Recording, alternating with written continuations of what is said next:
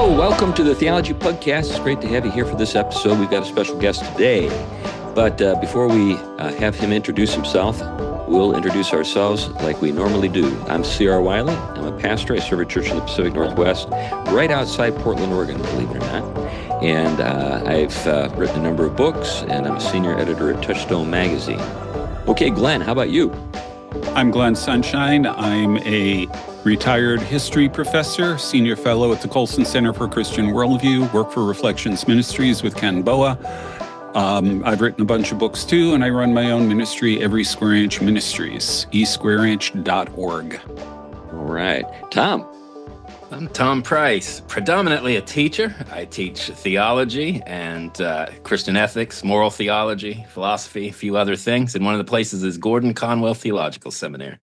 Okay, so we are joined today by Jeff Shafer. Jeff is a friend of ours, but we're going to let him introduce himself because there are probably things that he would like to say that we wouldn't know to say. So Jeff, go ahead.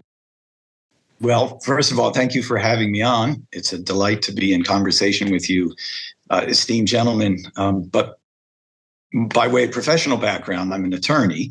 I practiced in a number of different fields of law early on, and principally was as a criminal defense attorney. Later, I moved into civil endeavors, a lot of that being in the field of public interest litigation with a particular emphasis on constitutional litigation. And then a few years ago, I stepped out of the litigation world to take up the post of director of the Hale Institute, which is domiciled at the most hospitable environments of New St. Andrews College.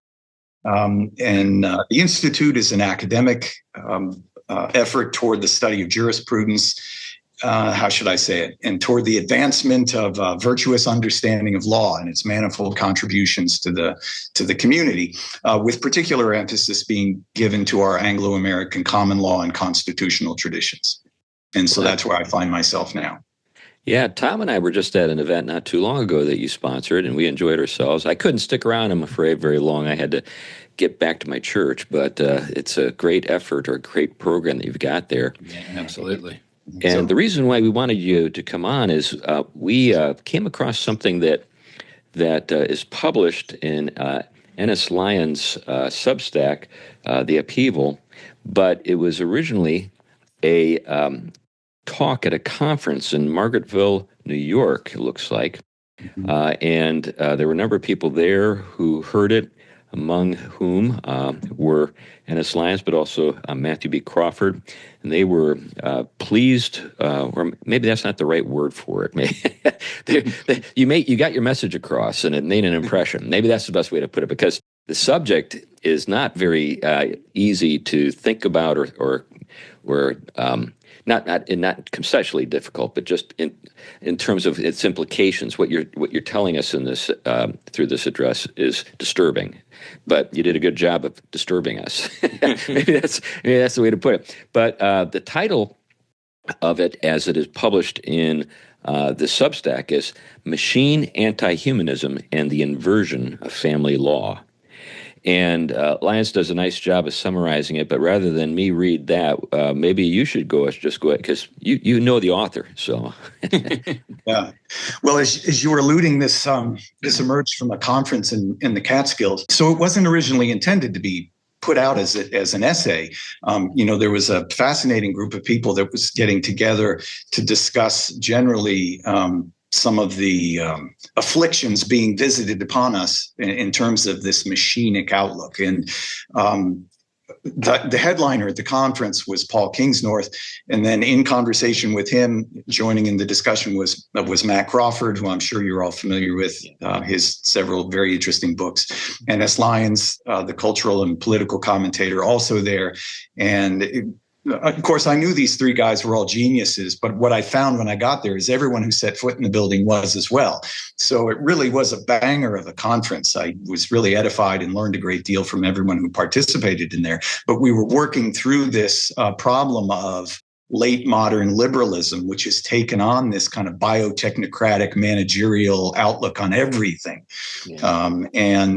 not just about when you're tinkering with machines, but all of the social order similarly falls prey to this kind of thinking in our moment. And what I wanted to do was insert into the discussion my vantage as an attorney who's concerned about the legal and anthropological stakes that are in play in this machinic kind of way of thinking about things, particularly with respect to how the law has taken on in a very approving form the use of artificial reproductive technologies.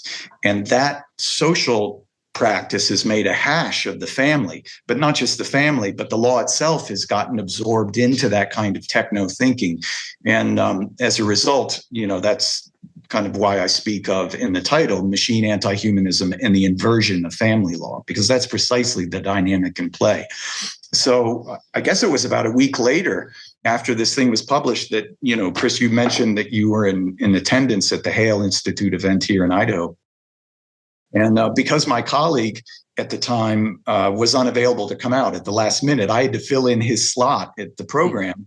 And as a result, I thought, well, I'll just give this lecture that I gave in New York a couple of weeks ago, after which one Tom Price was also in attendance, and I gave him the text of that. And now here we are. Yeah. So anyway, that's the background for how this thing came together. Yeah. But Crawford and Lyons had asked at the event, can we publish this sort of thing? And it seems to have really gotten some traction. So Yeah. Well, my first question is, how do you get invited to these kinds of things? I've been asked that question. I actually kind of stumbled into it, but I can't remember who first alerted me to the existence of this thing. But somehow I learned of it, and I reached out to the organizers and said, hey, if there's a slot available. Originally, they said, no, we're filled up, but later said, yeah, come on out. We got a place for you. So Nice. Yeah. Well, let's dive in a little bit into the kind of the disturbing trends that you've noted. I think a lot of folks, when they think of, say, in vitro fertilization, they only think about it in terms of, well, I know a gal who's in her late 30s and hasn't had a child and longs to be a mother, and this seems to be a marvelous technology for helping her achieve that goal. And that's pretty much where it stops for a lot of people. They don't have an ability to think about the implications, legal or otherwise. Can you kind of fill us in, not necessarily just about that, but more broadly about what you're getting at? There's a paragraph in the essay, if you could forgive me for turning in that direction, that kind of summarizes what I call the ART industry. As I write there, with this industry with its picture catalogs of men and women whose gametes are for sale, its lab creation of batches of embryos for eugenic sorting, its gestate and release surrogacy contracts. All of this together exists to decouple child creation from conjugal relation, to segregate gestation from enduring maternal relationship, and to make blood ties irrelevant to legal child custody and identity. The disintegration and fragmentation of persons, parts, relations, and to subject them all to commercial negotiation is the entrepreneurial essence and audacity of this technological regime performing a redefinition of human nature. And in terms of its biotechnocratic and consumerist framework, the child comes into the world not related to anyone, but only transactionally connected to the persons responsible for summoning him through purchase and technique or whatever other form the law may allow. So the point I guess I would want to register is that if the child is not normatively received into the care of his mother and father from whom he sprang, and instead is to be understood in terms of an access item to be made available to those who purchase such a one, then the law needs a new standard to identify to whom does this child belong. And of course, the law is coming up with answers to that question, and it's traditionally in a very consumerist sort of way. Who bought the child? Yeah. But I'm not so interested in the fact of the answer to that question, but the fact that there is no answer to that question except for what the state determines, which is to say the child really is the mere creature of the state. And that's why I introduced the very totalitarian nature of this redesign of human nature that's implicated in this techno program. So there's so many things that are fascinating about this, Jeff, but one of the things is many people who have kind of a libertarian and pro-market disposition can't imagine how market forces could lead to totalitarianism. And what you've just described is a way it could happen. Yes. Yeah. Not everything is for sale, Yeah. Yeah. And to treat human beings as just one more market item is precisely to make public the new truth that we are nothing but market access items. And if that's true, then we have to revisit about everything that we've taken for granted in the law through the centuries. Yeah. I think here it's very important to note that this is where I think the different what seemed to be what some could say are healthier and unhealthier strands of variety of traditions of modernist thinking, whether it's libertarian or this kind of radical notion of human beings as nothing but the products of their own choices and will. These sort of converge once technology comes into play and advances to the level we have it, because what we have going on now is the complete, like you said, bringing up and lifting up out of the natural bonds and the created connections, and also the gifts we're endowed with by the Creator naturally, and allows us to tinker and play and almost become gods, if you will, undetermined by anything outside of our choices or what we can afford. But also in doing that, we unleash the worst kind of possible creation, and that's what all of this byproduct is, what it's doing to the human being, what it's doing to the family, and then what it's doing to the social structure. And so law is probably now one of those arenas that may or may not be able to put some kind of limit, where technology is definitely not going to place a limit, and consumerism is not going to.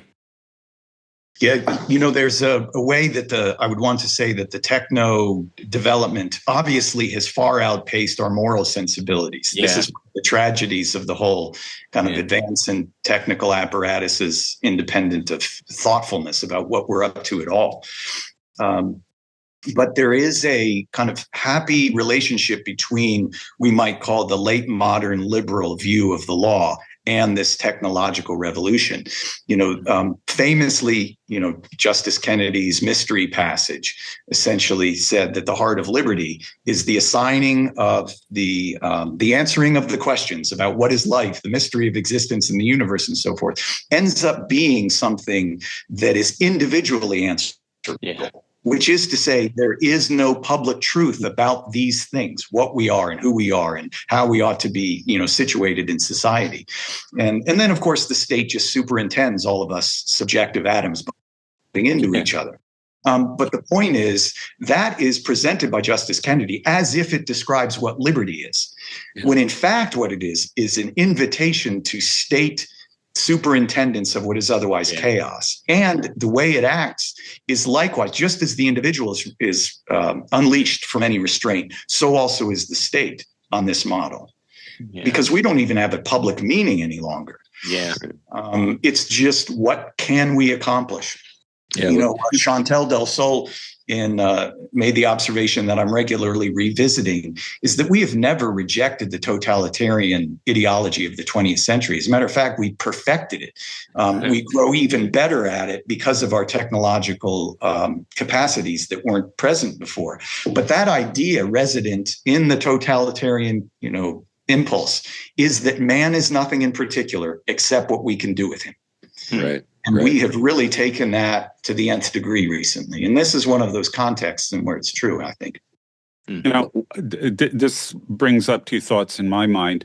The Colson Center, one of the groups that I work with, talks frequently about bioethics.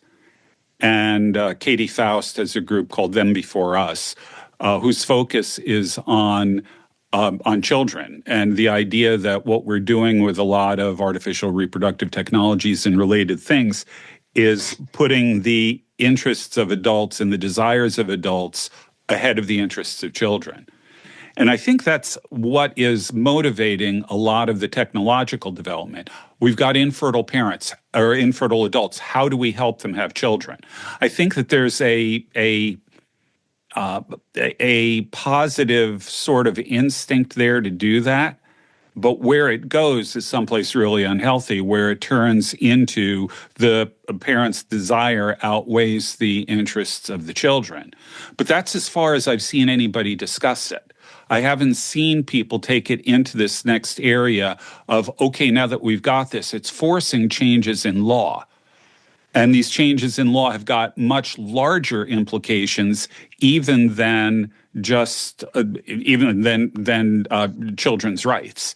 It extends considerably further than that. So that is that's a very disturbing step that I haven't seen taken before. Right. I mentioned to some folks yesterday, I'd given a lecture at the college last Friday on the transgender juggernaut. And that similarly implicates this kind of machinic, anti-human approach to what we are. We're just material to be manipulated by the Gnostic ghost within, or those, with power outside of the person. But in all events, there seems to be a substantial pushback to the trans crusade now, or just, what we've seen over the last number of weeks has been very encouraging. But what I've seen no pushback on is this issue that I'm talking about here. Right. They're really either in the kind of the public mind or in the law itself. I haven't seen what I think is absolutely crucial, which is an organized effort to really push back on this sort of thing, which is why, of course, I'm wanting to alert people to the significance of this. One of the reasons I think that this ART model is so attractive is it's both the precondition for the plausibility of same-sex marriage. Once children can simply be created in the laboratory, the male-female relationship becomes ultimately redundant or superfluous. But the other thing is the terms by which we were sold this redefinition of marriage is in terms of equality. And it's an injustice to deny same-sex couples, thruples, whomsoever, access to children, because in order for them to really enjoy the full benefits of the marriage license, they likewise have to get their hands on children. Except they originally said that marriage has nothing to do with children. That was how they originally sold it. That's right. And then, of course, they've moved on since that point. And this is, of course, one of the themes in Katie's work is really to say it's to the great detriment of children when they're treated as access items or accoutrements to, design further the relationships of adults. And no, it's a great travesty, not just as a blow to the natural family, not just because of the great harms that come to children who have to suffer through their lives as implements, but also, as I say, in the law itself is getting degraded, and we're losing the categories necessary to continue to hold to what have been in the past central aspects of our juridical system. There are so many things to think about here. One of those being that the fact that the law, as you're describing its development, is something that's trying to catch up with the technology, but also it doesn't seem to have a core to resist kind of market trends. So when we think about law, at least biblically speaking, there's a divine source. It's handed down, and we comply. It's not so much that we're just kind of making it up on the fly to try to keep as many people happy as possible, or to, even in the best way of putting it, try to treat everyone equally, even though children apparently don't factor into this equality equation.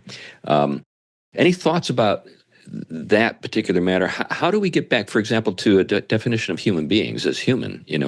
Because it's the understanding of what it means to be human is under attack from so many different directions, and it seems like much of the attacks are coming out of kind of this technical or techno-gnostic sort of approach to the world. The law is in and has been for quite some time in a bit of a crisis condition, because it really has banished from operation a lot of the predicates that were in place that got it to where it was when it was in a healthy condition. So the 20th century abolition of the introduction of theological considerations into the development of the law has been an unmitigated disaster. have to keep repeating this, but the abuse of the First Amendment implicated in the misinterpretation of the Establishment Clause that essentially says God is not to be referenced in anything public that we do. He's to be banished, leaves us really just on a purely immanentistic level then, which handicaps us altogether when we try and arrive at conclusions about the meaning of persons. Who are we? What are we doing in the cosmos? Well, you can't find an answer to that question through a microscope. But that seems to be the only legitimate way of reaching an answer in the law anymore. If you start to allude, Tom, you need to say something about this. Well, yeah, I mean, this is all, of course, what I've been harping on for years, but it's the very point. I mean, theologically speaking, we're image bearers of God. You cannot know what you are as an image of something if you've eradicated the thing you're an image of from the equation. Philosophically speaking, we're contingent realities, where we depend upon an infinite source for what we are, that we are, and why we are and where we're going. You bracket those out and you try to build any kind of foundation for what it means to be a human. You are already on shaky ground. Subjectivity is going to be kind of where you end up. But the thing is the manipulatability of anything that doesn't have that kind of weight that being an image bearer of God or something sacred allows to basically halo around those things that aren't supposed to be transgressed. And once that's gone, which it is, whether it comes from a rejection of a kind of a natural philosophy that still depends on a transcendent reality or a more steeped Christian theology that fills that out, we have nowhere to go. I just got back from teaching students intro to philosophy. They have no clue of any of these questions, even what it means to be a human being. When you ask them basic questions, they have no clue. They are so malleable and so able to be pushed in any direction because they have no way of navigating that because our society has bracketed that exact point out. So you see the crisis that the law is in. I mean, you put it so well there. I don't know how we're supposed to achieve the proper answers to these questions in terms of the language that's allowed us to be used as we go about assessing them. There are some things that we could point to when Ketanji Brown Jackson was before the Senate and feigned to not know what a woman was. That's a bad sign, but it's, I think, very illustrative. Now, of course, nobody really believes her. I mean, she's not only a very accomplished and an intelligent woman, she's also a wife and mother of children. She knows perfectly well what a woman is and the significance to the world of women. But what she was doing was not really saying, I don't know what that is. What she was saying is, at my high level that I've attained, I understand that we have to pretend that certain things are not true, male and female being among them. But what's being conveyed is she understands that the lingo that has to attend her new station is one where these fundamental realities are treated as if they're merely subjectivities that we select or reject at our whim. And of course, that is to a great extent what we've seen throughout decades of Supreme Court jurisprudence, where questions of fertility, abortion, living or dying, the natural versus unnatural sexual relationships, what marriage is, this trans business, all of it is in terms of a failure for the law to be allowed to take a position on these things. And as a result, we turn it over to individual wish, and then we call that freedom. But it's a setup for disaster for the reasons that I alluded to before. Yeah. Well, does that mean, Jeff, that we I'm going to ask you to put on your forecasting glasses. Does this mean that we just really have to kind of hit the wall? Like when I think about the transgender stuff, I think one of the reasons why we were able to see a turn on that matter is we could see a lot of people who were losing out because of this game, this sort of fantasy that we've been entertaining and being allowed to perpetuate itself. And we would look at particularly female athletes and our hearts would go out to them. They'd work hard and they'd get, taken advantage of by some guy who's physically just able to do things that women can't do. And he's just pretending to be a woman. We all knew that, and our hearts would go out to those gals, and they were willing to sue and push back and take a lot of heat on social media and just say, no, I'm not going to back down. But a child can't do that. I mean, you have to wait for the child to grow up, and then for the child to realize, hey, I've been cheated. There's something about the history of the human race I can't relate to. Yeah. Just think about like the whole industry of like Ancestry.com and learning about your ancestors and stuff like that. These people won't have that in the same way that the rest of us have taken for granted. That's a really good point. I understand, apart from accessing obscenity, ancestry searches are I think, number 2 use of the internet. Mm-hmm. I mean, the fact that we are indelibly relational, that our identity comes from those who preceded us, it seems to be so ingrained. It's not going to be scrubbed out. Yeah. So, your point is a good one. I wonder whether there will be at some point just a sufficient accumulation of voices that say, I have had my genealogy taken away from me. I stand blind and isolated. I don't know who I am, and this bothers me. Maybe that catches on at some point. I mean, I think there's perhaps lots of avenues back, but I think your point is a very good one, that we collectively have not yet realized what we have done. Yeah. And until we realize that, and it may take some disasters in the future before we may take it on the chin, but I think that could be a great mercy to wake us up. Yeah. I mean, that's my hope. Yeah. Something will alert us to this. Yeah. It seems as though we're creating a whole generation of orphans in a sense, or bastards in a sense, in the sense that they have no real legal standing biologically with anybody. Well, and it goes beyond that. This, again, is Katie Faust's work. There's a lot of evidence that indicates that separation from your birth mother is a really traumatic experience. And while sometimes it happens because of death or other reasons, it's always a tragedy for the child. And it produces almost invariably long-term psychological issues and things like that. So the children that are coming out of these are going to suffer, in many cases, close to irreparable psychological harm with attachment and all kinds of things of that sort, which can manifest itself in all kinds of different ways. I know parents who've adopted kids who are dealing with these things coming up when they're teenagers. It just dozens of different ways, it seems, where this can show up, but it's all attached to being separated from the birth mother. Right. And we're gleefully doing this and saying it's a good thing.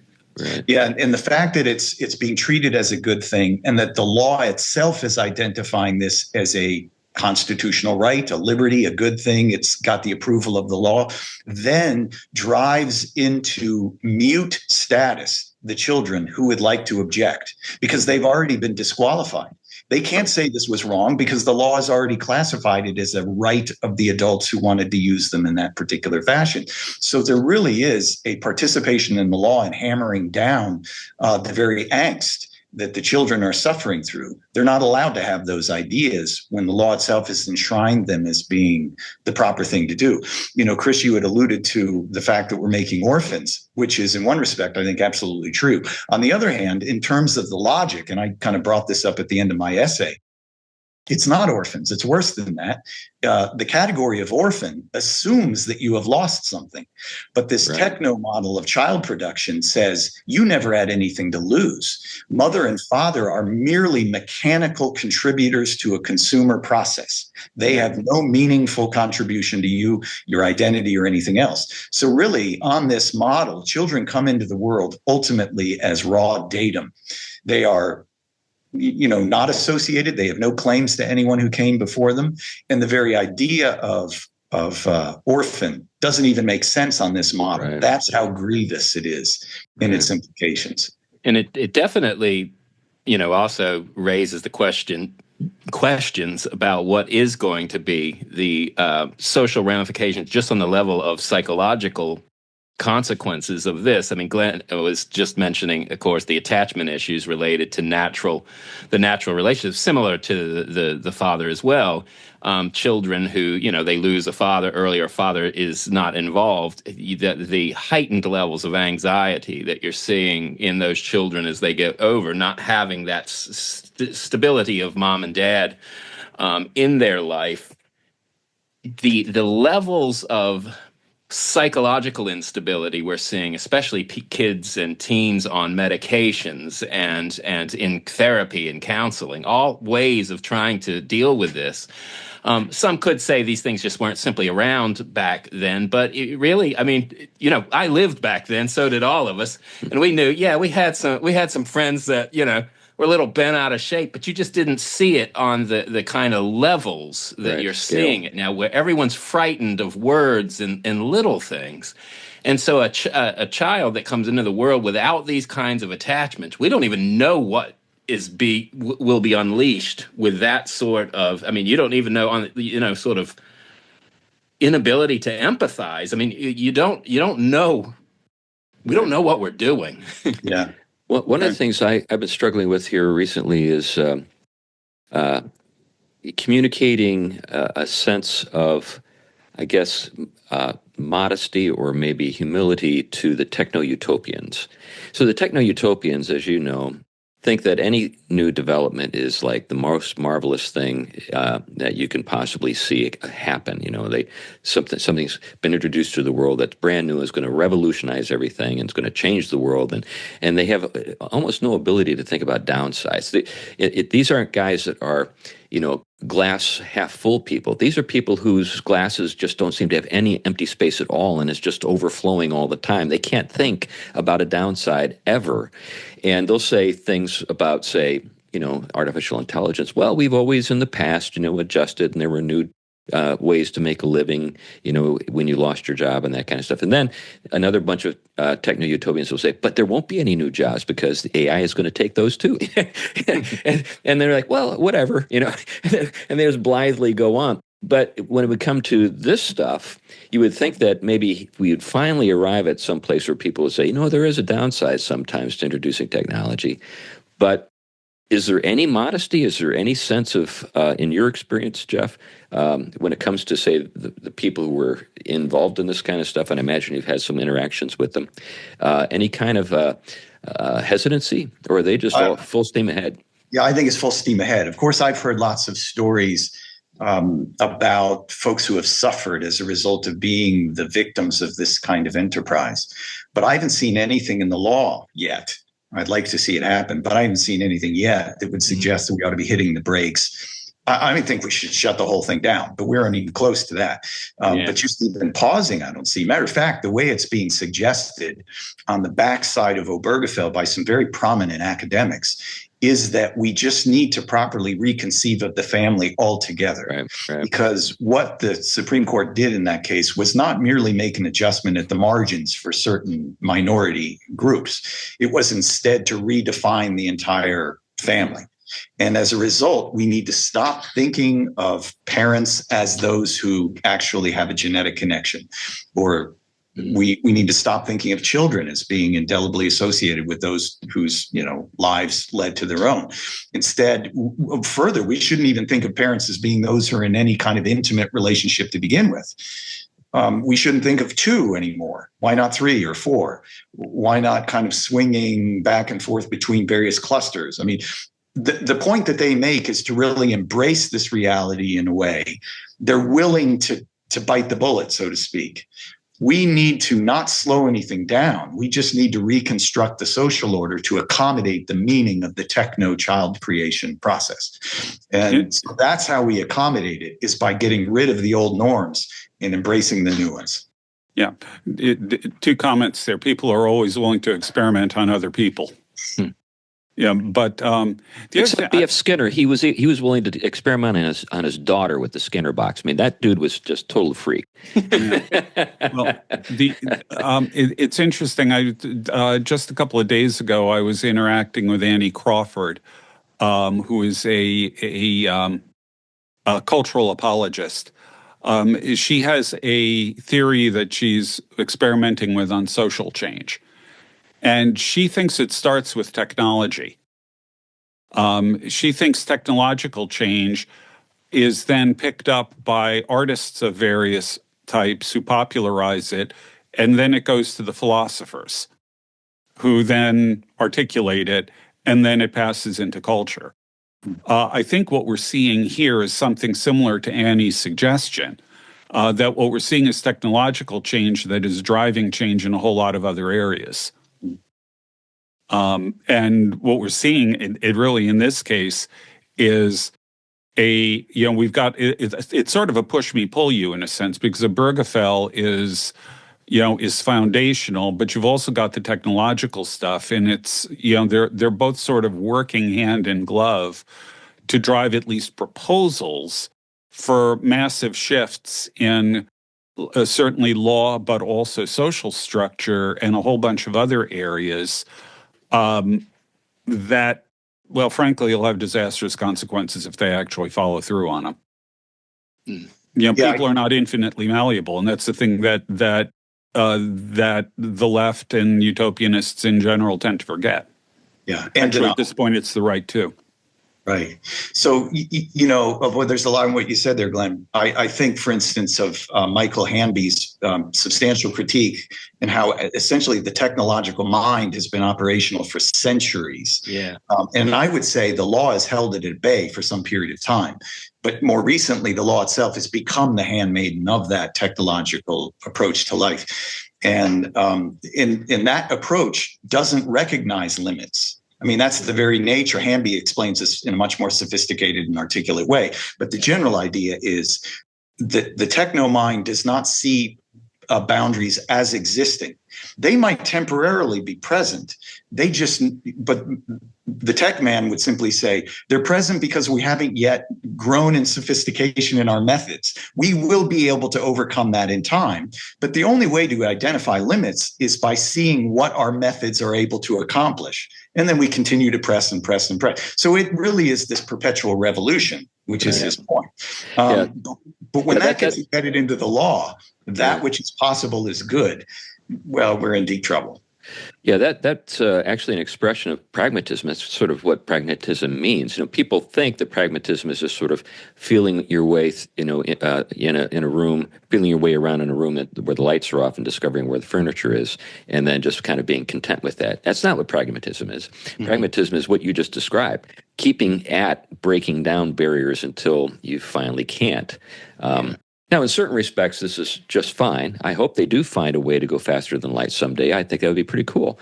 But, nevertheless, there is such a thing as, a human being. What does it mean to be a human being?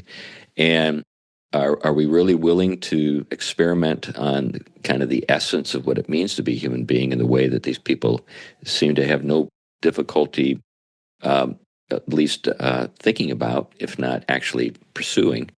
There's all kinds of crazy stuff related to this that's really quite unnerving. When it comes to law, though, getting back to the nature of law, it seems as though we've lost our ability to think about law as shaping culture as opposed to just sort of surfing the culture. Now, one of the things it's been intriguing to me with the new administration is the vibe shift that everybody's noticed.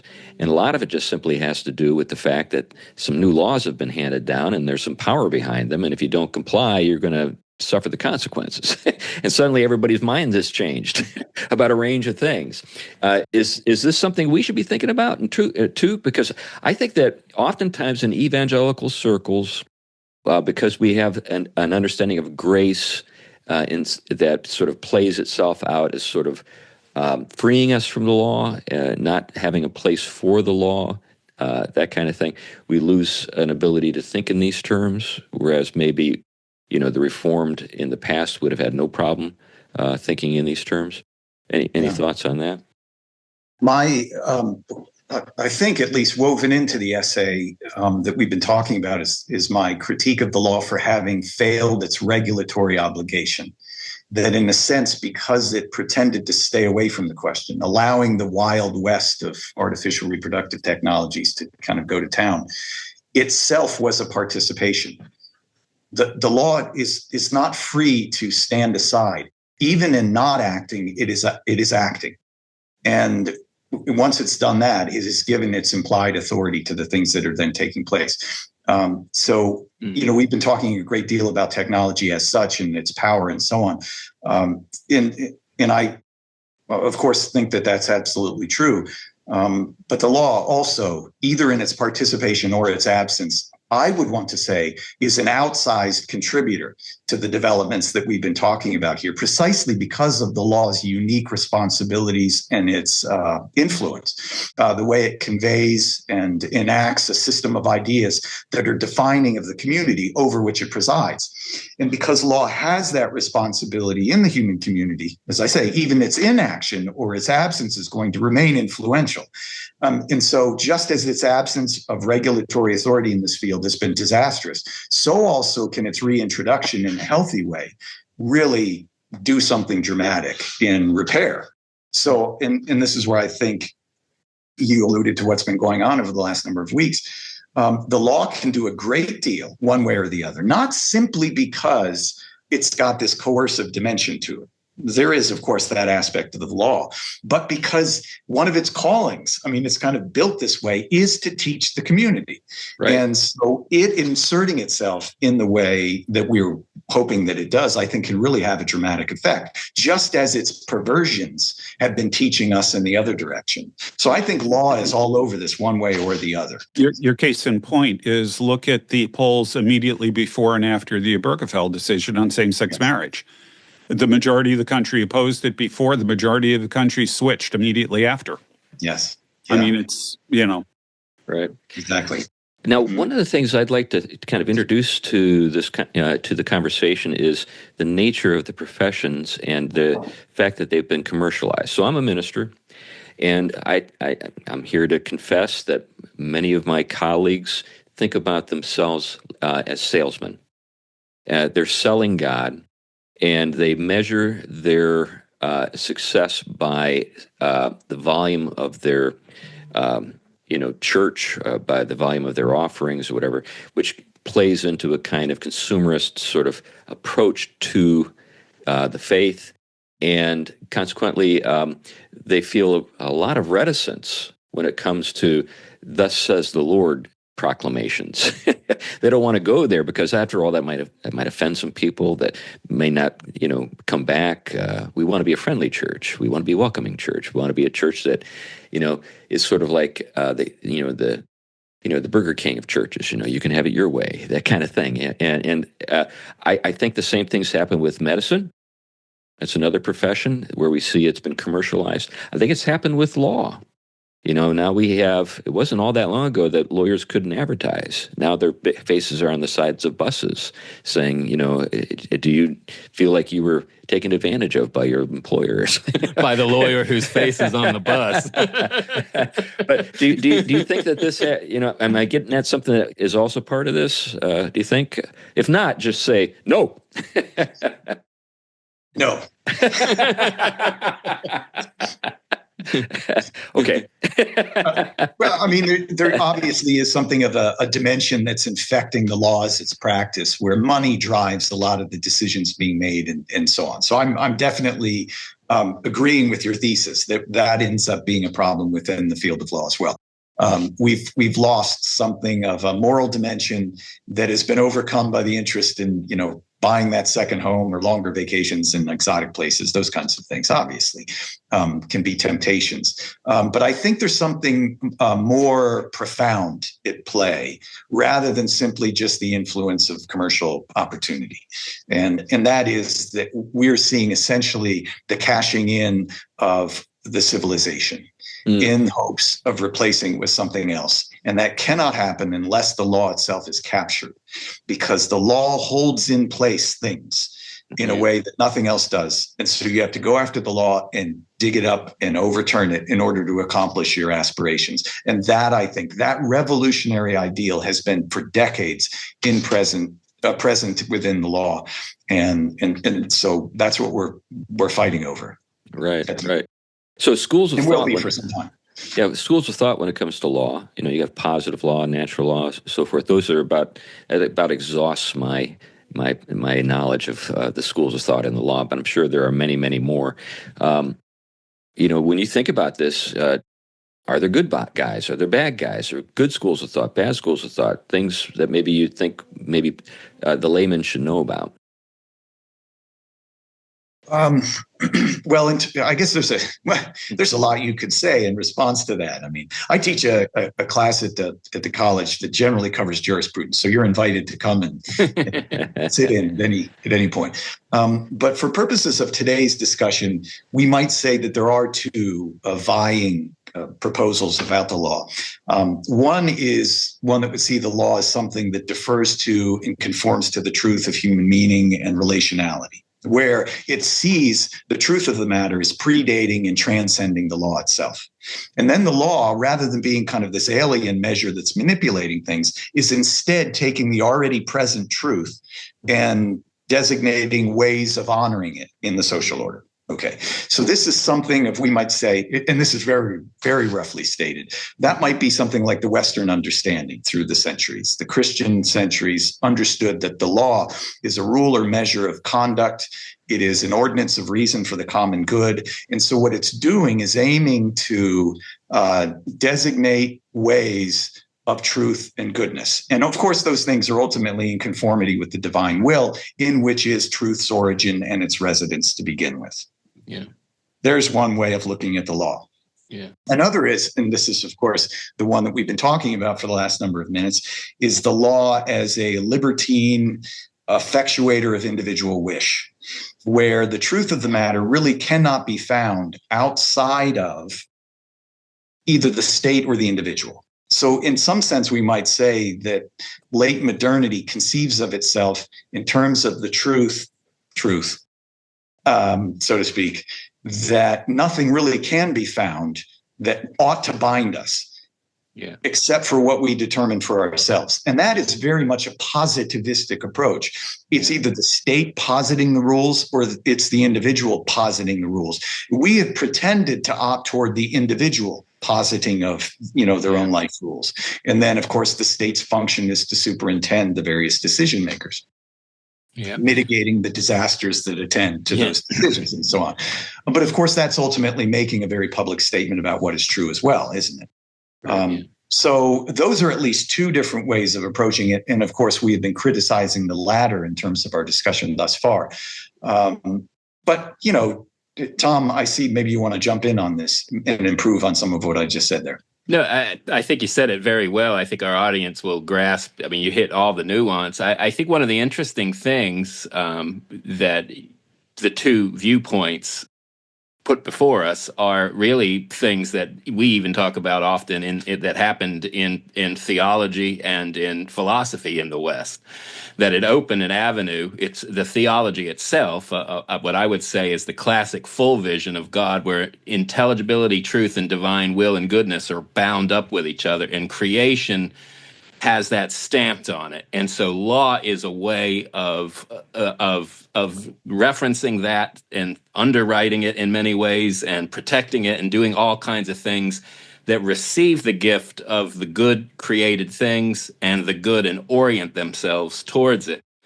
And then there's this notion where the will gets kind of radicalized, where you see divine will as maybe arbitrary, ungoverned by anything but sheer divine good pleasure. And then when that spills over into the human being made in the image of God, they have radicalized wills where the will can lift itself up out of the created order or anything that limits its what Nietzsche will say, will to self-express, if you will. And that becomes the sacred substance or sacred, thing that law now serves and helps almost do what it wants to do. And so one of the things I've often talked about on here is the way in which the more we have to move away from creation and nature and meaning and purposes, the more fragile we are. So technology has to become almost the replacement for what creation has in it. It has to hold up that which we want to make that isn't natural. And so we're fragile in a way, but technology is very powerful because it still depends on the creation to have the power that it does have. But it does amazing things. But likewise, to catch up with it in terms of meaning, purpose, and everything else, they become constructs, no longer connected to the creation. So law now and state have to protect those. Think of a transgender identity, right? Why do people fall apart when the laws are challenged? Because it isn't natural. It has to be held in place by state power and technology. Otherwise, it crumbles. And it is very vulnerable. So law, in a sense, as you're saying, has to move in this totalitarian direction because it has to protect from any crevices in which that human-made, if you will, construct can be held in place and won't fall to the ground at any moment.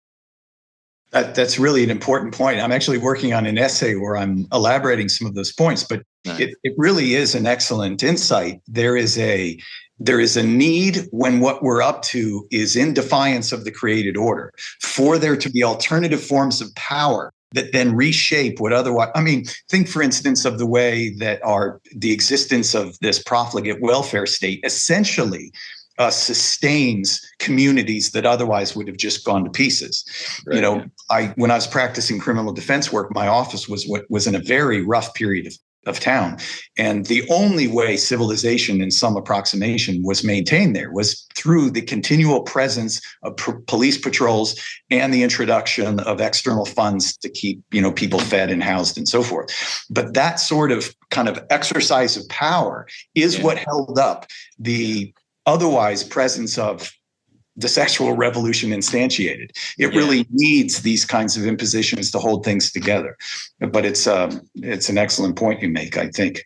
Well, it sounds like almost like we're dealing with a too big to fail problem. When, for example, we had the problems back in 2008.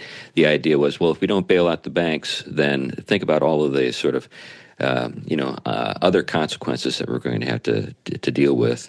Now, it just so happened that Iceland decided to just go ahead and jail all the bankers, and they seem to have come through it okay. Well, they're descendants of Vikings, though, so they can get away with that. Go ahead, Glenn. One of the things that struck me when Obergefell came down, that one of the things that scared me about it is marriage, as understood throughout time, performs an important social function.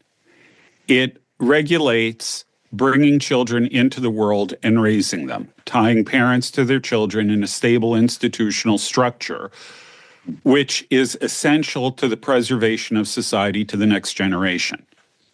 Same-sex couples do not do that.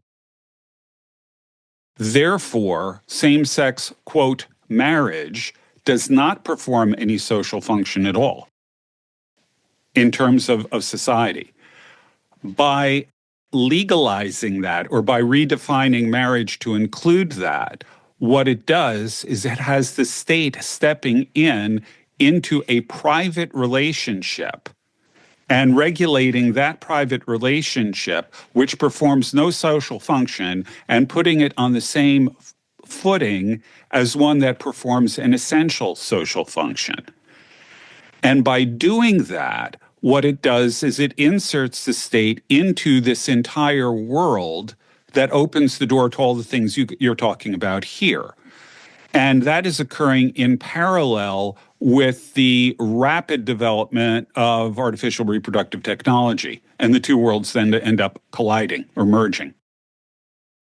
So I think we really need to work that understanding of Obergefell, where the government is now regulating private relationships between people that have no other function in society, that they're stepping into that private sphere and actually serving to codify and regulate it in a way that they don't with any other relationship, and thereby redefining fundamental relationships within society. I think that is really an important component we have to include in this as well. Agreed. Yes, undoubtedly so.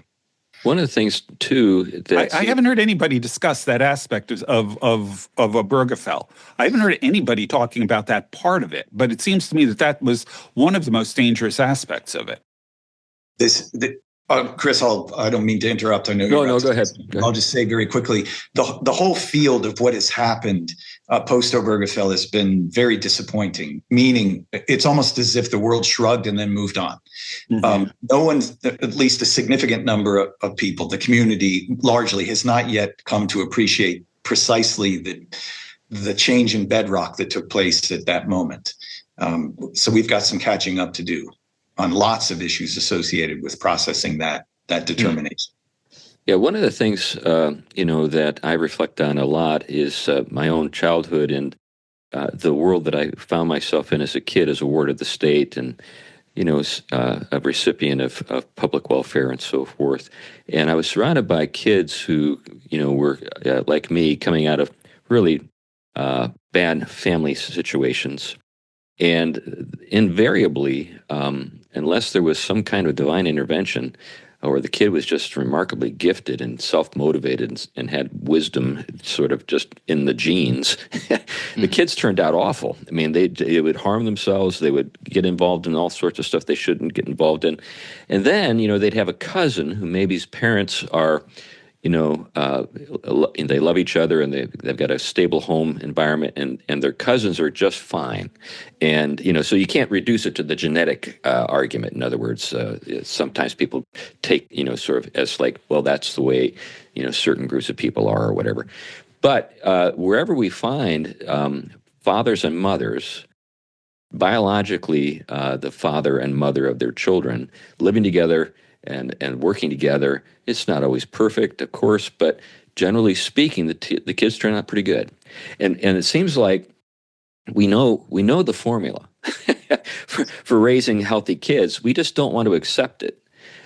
There's a sense in which we would just rather not go to that to solve the problems. When it comes to the social welfare question, I just go back to it again and again. There's just, there's no substitute for mom and dad, and there's no substitute for, a loving and stable and standard-bearing home life. In other words, standard-bearing meaning, where parents are teaching their kids good, solid reasons for behaving well. There's just no substitute for that. No matter what we do to sort of talk ourselves into other ways of thinking about this. But it doesn't seem to make any difference that you can point to studies and statistics and even provide lots of examples out of your own experience. People just don't want to, I guess, force other people to do anything. They would rather just kind of live in this laissez-faire environment where everybody's just doing their own thing. Mm-hmm. Yeah, that seems right to me. There is a kind of priority given to individual expressionism. And so things like, empirical data about bad outcomes really shouldn't get in the way of freedom, should it? Yeah. Who are you to say how someone should live their lives and, so on. Yeah. Yeah, I mean, I think the point you register is sound. It's very good. This is, of course, the work of the likes of Brad Wilcox and of course, Katie Faust is giving lots of attention to these things as she's doing her very important work in this field. But there's something about a more subterranean commitment to libertine conceptions of freedom and being unleashed from any external source or authority that's so embedded that we are willing to overlook what are manifest realities so as to serve this greater good. Right. Yeah, we're coming to a point where we should start to kind of wrap things up. Is there anything that you can give us in the way of, say, hope when it comes to these things, Jeff? Or is this a black pill moment? And we just sort of like let this kind of like get us depressed for a while? And maybe that's okay. And I'm not asking you to be Pollyannish, but, what are your thoughts on a way forward? Yeah, well, I think this thing really is not just disastrous in its meaning and in its trajectory, but it's fundamentally flawed and incoherent at the same time, and not just the cultural trend that we're talking about, but ultimately the way the law has mishandled it is subject to easy refutation. I really would like to see a concerted effort to go after the absurdities in constitutional law that we've seen over the last number of decades. These are not compelling presentations. I mean, I don't know if any of your listeners have ever spent time reading Supreme Court decisions like Obergefell. It's sophomoric bilge, and it really is vulnerable to refutation. I hope that we're starting to get jurists on the bench with a measure of spine in them that would be willing to take hard looks at these things. I'm encouraged by the fact that the Supreme Court, for instance, did away with Roe in the Dobbs decision. Maybe not as dramatically as we would like to have seen come out of it, but nevertheless, it was a watershed moment to get rid of that awful constitutional ruling, and we've benefited greatly just from having it removed from the books. So I think there really is the possibility of progress. I have to say, I also think that we're getting to the point in time where people really are starting to get willing to say things out loud about how we've really blown it for a long period of time and really ought to be revisiting a number of the premises that have been governing us that were taken for granted yesterday. Let's now look at these things anew. And I think if that kind of vibe shift, as it's been called, continues, it could be an opening in which we can really take advantage of and start to work on things like what we've been talking about today. Now, somebody said earlier, I forget who, that the human being is not ultimately flexible and manipulable. There's the hard cement-like status of reality that we run into at some point. So that's something else that we have going for us, is we really are fighting the created order and have been for a long period of time. And that is not a recipe for long-term success. So there's already built into this thing a disaster and an endpoint. The question is, will it have to work itself out to its deathly end before we actually have the motivation to do something about it? My hope is it doesn't have to get to that point, although I acknowledge it might have to be that. Yeah. And in that respect, the travail that we go through could be a great mercy if it's the thing that gets us to turn around. Again, my preference, we would learn the lesson, not from experience, but just by some careful thought about important things. But I'm actually thinking that on the other side, we will emerge much better for having seen the unmitigated disasters associated with taking turns like this. Now, that may be well into the future, and we may end up being the object lessons for future generations. But I am encouraged to think that we're going to make our way around this. Well, that's a good note to end on.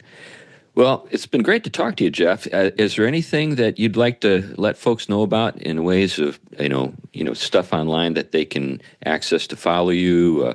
There's the Hale Institute, of course. Is there anything else that people could check out? I fall into that category of Luddite. So not only am I not on social media, I loathe it. So I can't say follow me on social media. So what I tend to do is get things, put into writing and sent out by other people in their publications and so on. And so those sorts of things are floating out there. I guess if you did a search with my name, you might find some of them. I've got some more things that are about to hit the presses here in the next number of weeks. I guess perhaps I'll leave it at that. Well, that's good enough. I mean, and the work of the Hale Institute, is it an organization that's looking for supporters? Is it something that is publishing stuff that people would want to know about? Yeah, thank you for prodding me in that direction. Yes, of course, it's always in need of resources and support and the like. We do have a podcast that I think is marvelous. My colleague at Hale, Time and Klein, does just a wonderful job interviewing very interesting guests. I think we've got something in the neighborhood of 35 maybe episodes up now, and he's kind of continuing to do that. So if you're interested particularly in law in its kind of more historic and jurisprudential dimensions, he does an excellent job getting guests on to talk through those sorts of things. And I think there's a real education that can be had from listening to that. We probably not as much as we should put things up on the webpage there at Hale. So there's some things to be found there also. But I don't want to speak too highly of the organization, but I think you could be edified by looking in the direction of some of the things that we've done. It's great. It's a great place. I've enjoyed what you do, and I got to speak there. So benefited by your presence. Thank you. Yeah, I'll be up there next week in your neck of the woods. So hopefully we'll run across each other. Excellent. Anyway, thanks a lot for listening to the Theology Pugcast. We are glad that you made it all the way to the end of this episode. And if you would like to support the Hale Institute, we encourage you to look into the links in the show notes that will help you to do that. If you like what we do and would like to support us, we do have a Patreon page, and we're looking for new patrons. We always are looking for new patrons. Anyway, that's enough for now. Thanks a lot, and bye-bye. Bye-bye. Bye.